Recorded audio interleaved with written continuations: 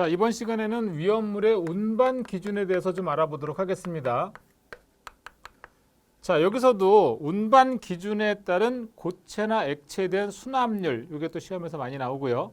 그 다음에 적지 않은 위험물에 따라서 차강성이나 또는 방수성으로 피복해야 되는 유별 위험물은 어떤 것이 있는지, 그리고 위험물 운송자에 대한 운송 기준, 그 다음에 유별 위험물이 혼재 기준, 이런 것들은 매번 반복적으로 출제가 되고 있기 때문에 또 역시 반드시 암기해야 됩니다. 제가 암기해야 된다는 얘기 많이 말씀드리는데, 자, 우선 운반 기준 중에서 첫 번째, 자, 고체의 경우에는 95% 이하의 순함률, 요거 암기하셔야 돼요.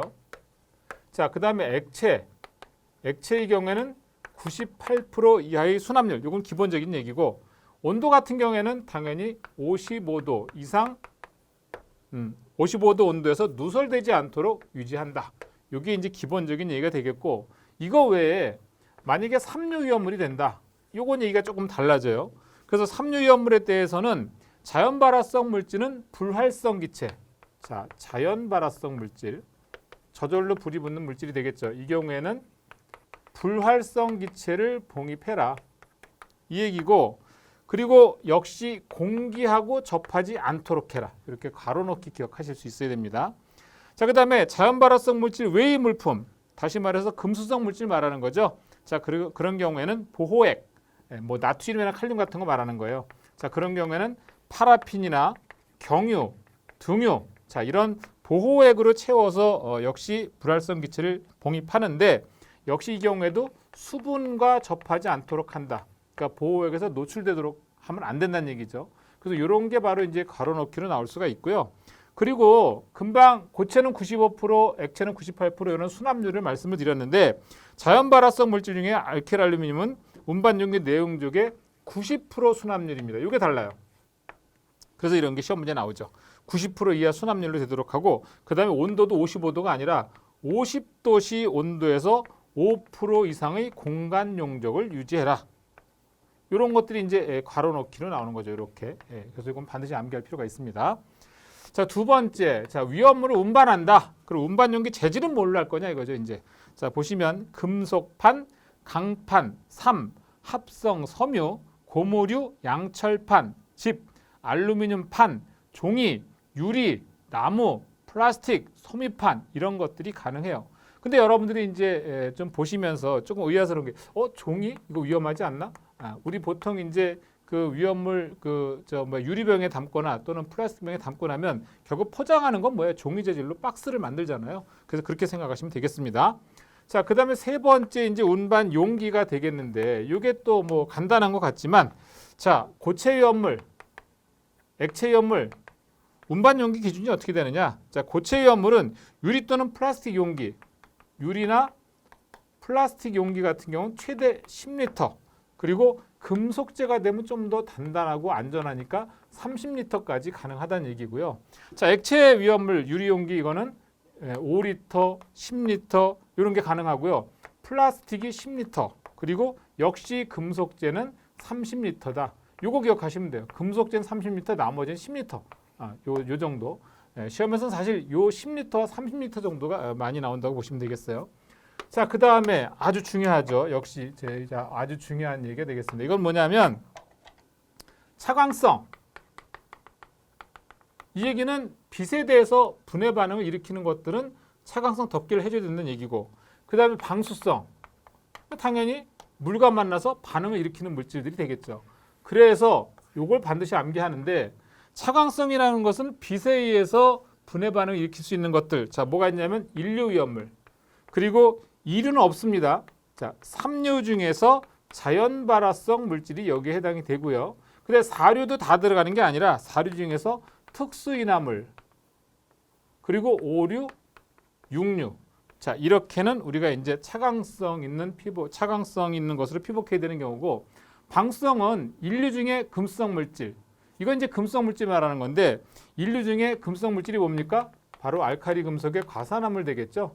그 다음에 이류 중에서는 철금마, 철분, 금속분, 마그네슘, 삼류 중에 금수성 물질.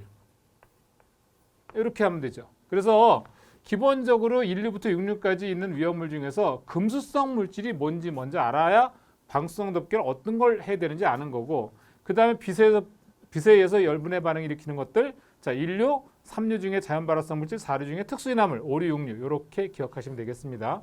그래서 시험에서는 이제 품명을 가르쳐주고 또는 품목을 가르쳐주고 이게 채광성 덮개를 해야 되느냐 또는 방수성 덮개를 해야 되느냐, 또는 시험 문제에서 인류 위험물 경우 또는 이렇게 몇 가지 이제 인류, 삼류, 사류 이런 식으로 주어지고 나서 이 중에서 차광성으로 덮여야 되는 경우 또는 방수성으로 덮어야 되는 경우 그렇게 물어보는 경우가 있을 수 있으니까 이건 암기하시는 게 좋고요. 자, 그다음에 다섯 번째죠. 이제 위험물의 운송에 대한 부분이죠. 운송. 자, 우선 아주 중요한 거죠. 운송 책임자의 감독과 지원을 받아야 되는 운송에 대한 물품 두 가지가 있습니다. 그게 뭐냐면 자, 알킬 알루미늄 그리고 알킬 리튬이 되겠습니다. 결과적으로 이건 이제 알킬 알루미늄, 그 다음에 알킬 리튬.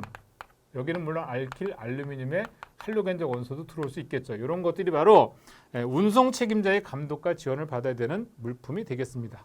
자, 두 번째. 자, 위험물을 만약에 운송한다. 운송자. 자, 운송자는요. 일단 고속도로, 다시 말해서 장거리에 걸치는 운송을 할 때는 2명 이상의 운전자를 하는데 고속도로 같은 경우에는 340km 이상을 말하는 거고, 그다음에 일반 도로는 200km 이상. 만약 이렇게 운전해야 되는 경우가 생기면 2명 이상의 운전자를 써야 된다는 얘기예요. 그런데 만약에 운송 책임자를 동승시켰다든가 또는 운송하는 위험물이 2류, 3류, 4류 위험물인 경우, 그 다음에 운송 도중에 2시간 이내마다 20분 이상 휴식한다. 그러면 굳이 2명씩 안 해도 된다는 얘기가 되겠습니다. 자, 그 다음에 세 번째, 위험물 안전카드라고 하는 게 있는데요. 자, 위험물 안전카드를 휴대해야 되는 경우가 있습니다. 그게 언제냐면 4류 위험물 중에서 특수인화물 그리고 제1석유류. 자, 이 경우에는 바로 위험물 안전카드를 휴대를 해야 된다는 얘기가 되겠습니다.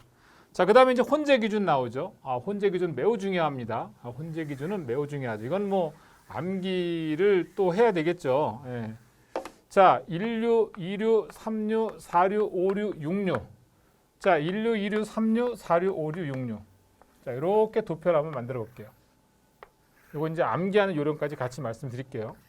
이거 시험에서 너무나 많이 나오기 때문에. 자, 류별 위험물이 혼재하게 되면 더 위험해지는 경우가 있단 말이에요. 그래서 혼재하면 안 되는 경우를 갖다 이제 우리가 암기를 해야 되는데 4, 2, 3, 5, 5, 2, 4, 6, 1. 자, 가로로 바꿔요. 세로로 보면 4, 2, 3, 5, 5, 2, 4, 6, 1. 나머지는 안 돼요.